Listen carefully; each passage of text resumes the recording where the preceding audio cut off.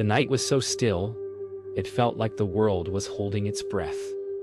Yet the Buddha sensed a storm inside the silence, because sometimes the loudest pain is the one no one speaks of, the one even a master once failed to see. And as he stepped into the abandoned forest monastery swallowed by mist, he felt a cold pull from the past, a forgotten wound returning like a whisper of karma, asking a question he had never dared to answer. If compassion is endless, why did he leave one disciple behind in the dark? Buddha moved through the ruins with measured steps, feeling the weight of memories he had never known yet somehow recognized, as if the stones themselves whispered of suffering left unfinished.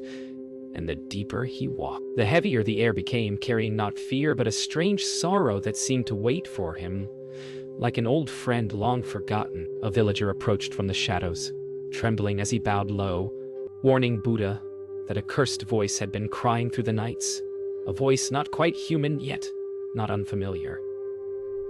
And though the man's fear shook his words, Buddha only listened with a stillness deeper than silence, for he already sensed the sorrow behind the terror. As the wind rose, Buddha felt the unseen presence again. Neither ghost nor animal, but a human pain long buried. And in the rustle of branches, he heard a faint memory of a disciple's voice, one he had not spoken to since the early days, a voice filled with longing and confusion, and now returning like a call for compassion, left unanswered. The night thickened, drawing Buddha toward the heart of the forest, where suffering hid itself like a wounded creature.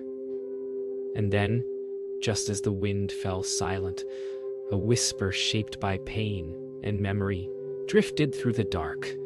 Soft, trembling, unmistakably human, speaking his name with both accusation and hope. Buddha walked deeper into the abandoned monastery, and the air changed.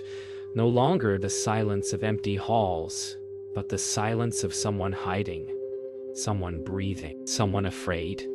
And he felt the faint trace of a mind once trained at his feet, a presence fragile yet stubborn, clinging to the shadows as if ashamed to be seen. And with each step he sensed the echo of a disciple he had once hoped would walk the path of peace, but instead vanished without a word. Near a broken pillar, Buddha knelt beside a shattered begging bowl, and the moment his fingers touched the faded symbol etched on its side, memories returned.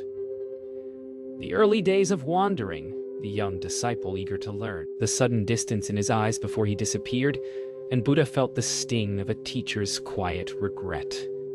For compassion does not erase the sorrow of one heart lost along the way. A villager slowly approached again, this time carrying fear in his eyes, rather than warnings, and in a trembling voice he revealed the name whispered by the night cries, Tissa, the disciple who once trained beside the others before vanishing into pride, confusion, and silence. And Buddha's heart tightened not with shock but with the quiet ache of understanding, for every lost seeker leaves a trace only a teacher can feel. Rajaka led Buddha to a hidden path behind the monastery, where thorny vines covered a stone stairway descending into darkness, and there the villager confessed that Tissa had been seen entering the forbidden shrine long ago, emerging days later with eyes wild and broken, muttering questions no one understood, and Buddha felt the sorrow of a wound reopened, the pain of a student lost to a shortcut he was never ready to face alone.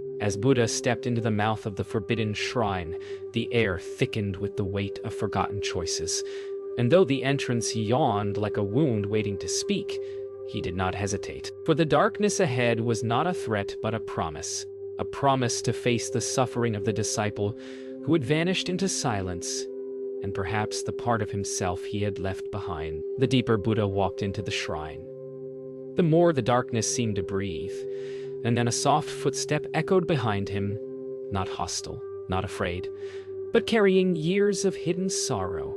And as he turned, the hermit woman stepped from the shadows, her eyes carrying the weight of a guardian who had seen too much, and with a trembling whisper she begged him not to go further, for what lay ahead was a truth she had vowed to protect, a truth even history had no right to know. Mira stood before him with a haunted calm, explaining that Tissa had once come to this place seeking a shortcut to awakening.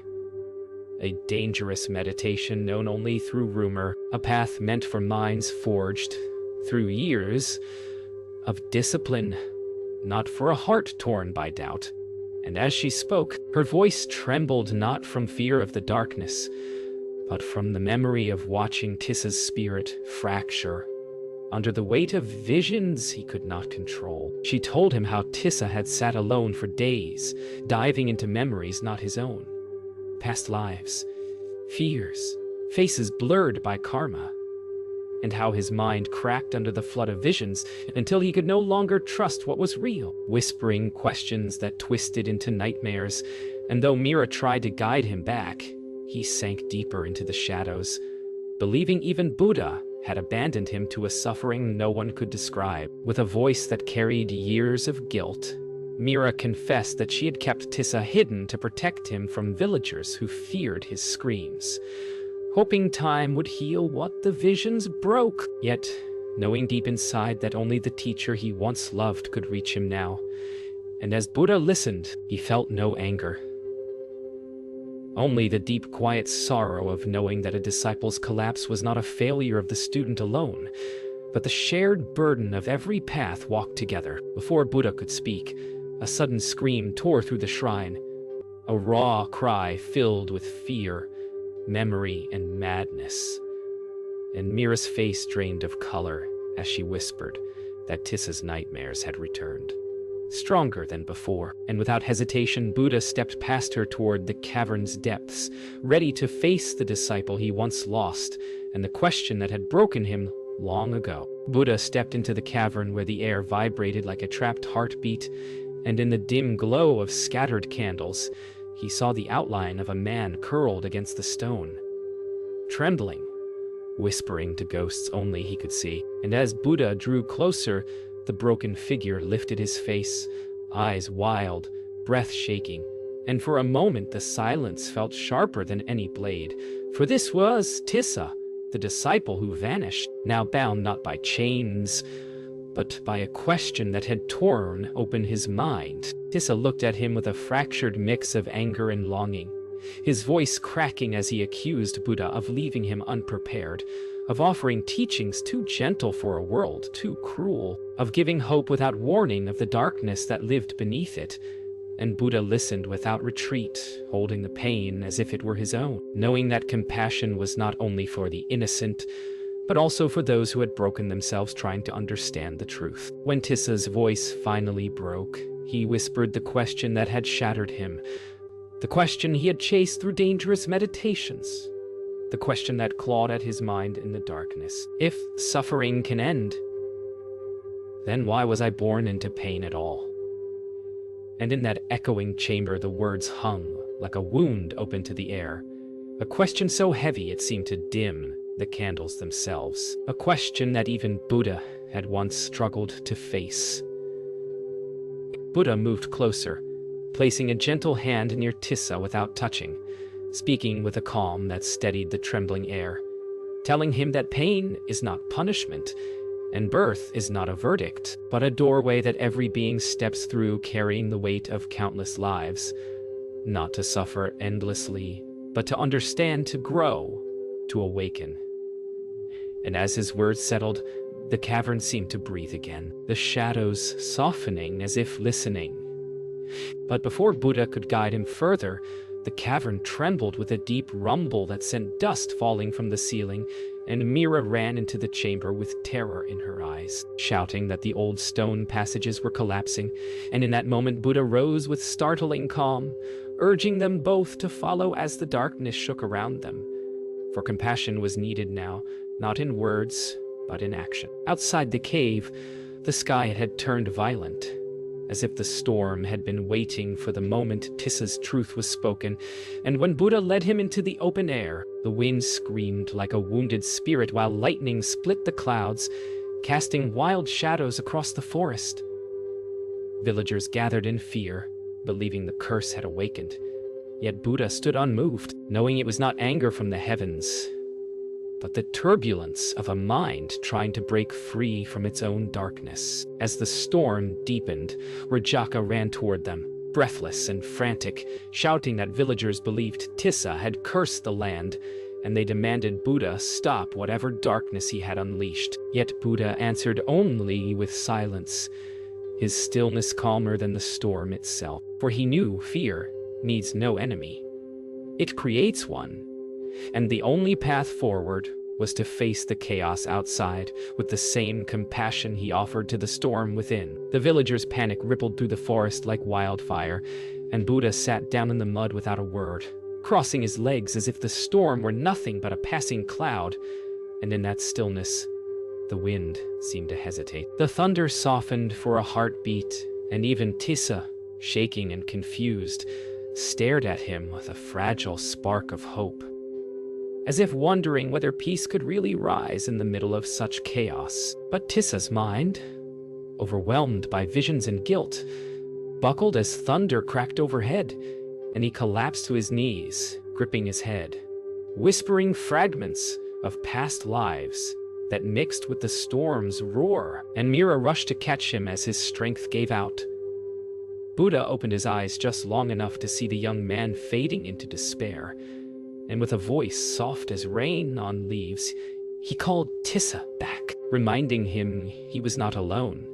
Not in this life, nor in any before. Then a violent crack shook the earth, as part of the cave wall behind them began to collapse, sending stones tumbling toward the group. And Mira, without hesitation, pulled Tissa away from the falling debris, shielding his body with her own. The villagers screamed. The storm raged, and Buddha rose to his feet, knowing the moment had come when words alone could not save a life.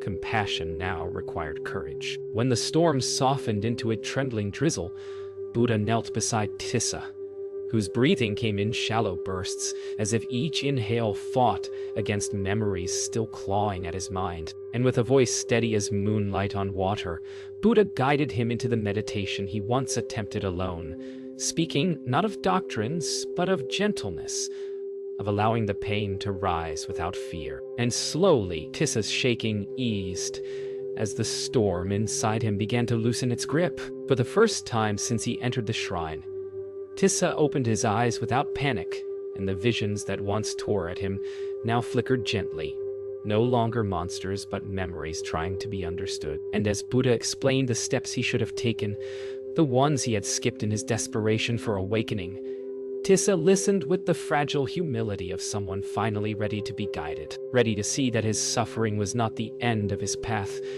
but the beginning of his return. As morning warmed the forest, Mira finally revealed that she, too, had once trained near the Sangha before choosing solitude, and she confessed that she kept Tissa hidden not only out of duty, but because she saw in him the same fear she had once carried, the fear of failing the path, and disappointing the teacher she never dared to face again. And Buddha listened with a gentle nod, seeing not guilt in her words, but the quiet courage of someone who had protected another's soul when no one else could. Slowly, the villagers emerged from behind the trees, expecting storms and curses, but instead they found a fragile peace settling over the clearing, and as they watched the three figures by the cave entrance, teacher, disciple, and guardian, their fear softened into humility, for they could feel the forest itself exhale, as if the shadows that once held the land hostage were finally letting go,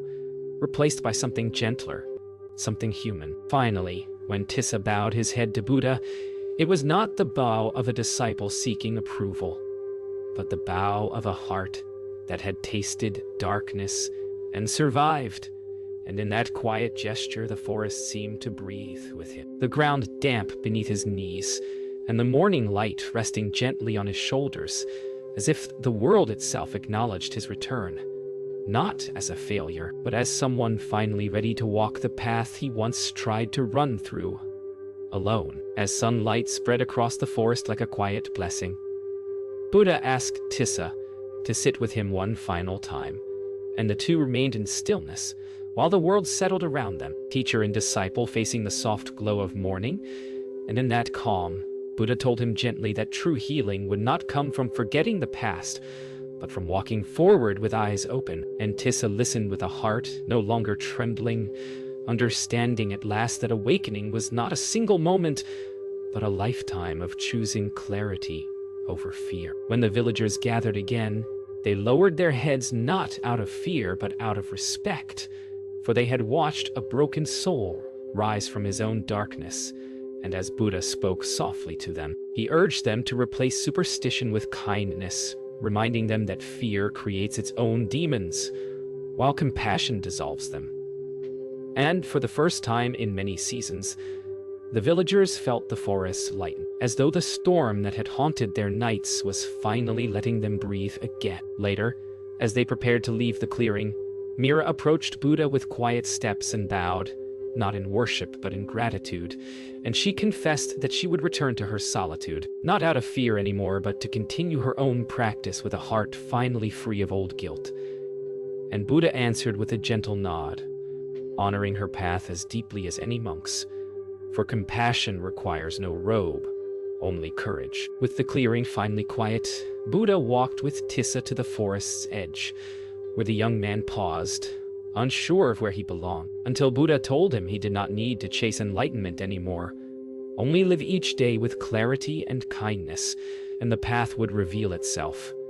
And for the first time since his fall into darkness, Tissa smiled with a fragile but honest peace, ready to step into a simple life shaped not by fear, but by understanding. Before leaving, Buddha turned back toward the cave, its dark entrance now quiet, and he told the gathered monks who had arrived to record his travels that this story must never be written. Not because it held shame, but because compassion was not history to be archived, but a moment shared between hearts, meant to live only in the lives it touched. Then he walked on, leaving behind a secret that would fade into mist, a chapter lost not to fear, but to mercy. Memort, now for thing you are. Now worried.